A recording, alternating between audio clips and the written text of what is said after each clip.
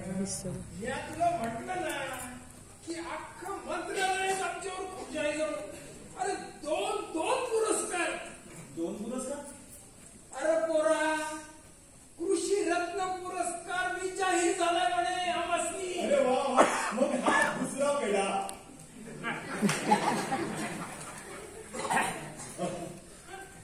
घ्या दादा, तुम्ही पण या. पोरा तू बी ना.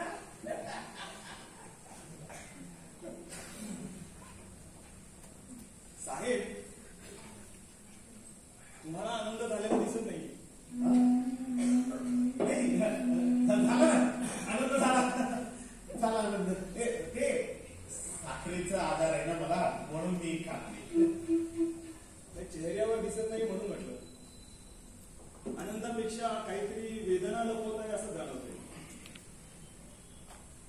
कसं असतं नाही माणसाचं, एखाद्याच्या दुःखात सहभागी होताना अगदी मनापासून सहभागी होतो, पण आनंदात सहभागी होताना थोडीफार वेदना जाणवतेच.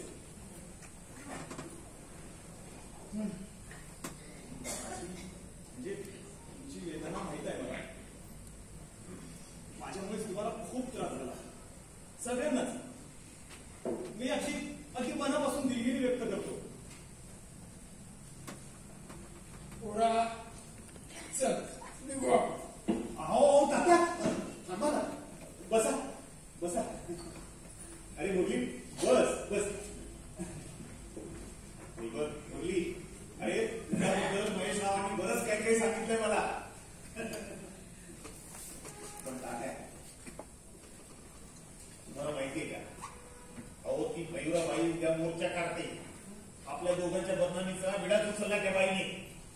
अरे पण म्या म्हणतो, बदनामी करणारी ही माणसं मोठी झालीच कशी, तुझं लक्ष नाही का?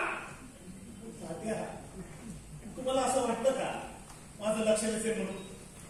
हो, माझ्यासारखा तीक्ष्ण नजरेचा आणि दूरदृष्टिकोन असणारा एकही मंत्रालयात मंत्री नाहीये.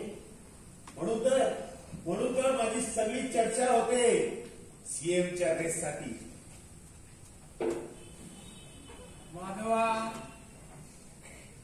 बाईचा बंदोबस्त कसा करणार तेवढं सांग. हो तात्या, तुम्हाला खरंच असं वाटतंय का मी शांत बसलोय म्हणून? महेश रावांना विचारा, त्यांना विचारा, आणि कुणाकुणाचा कसा बंदोबस्त करतोय ते. एकदा वेळ आली ना की बुडावरच घाव घालीन मी एकदा. मग बघ. पण तात्या, तुमचा हात आमच्या पाठीशी पाहिजे. केवढी असहाय असतात मोठमोठी माणसं सुद्धा.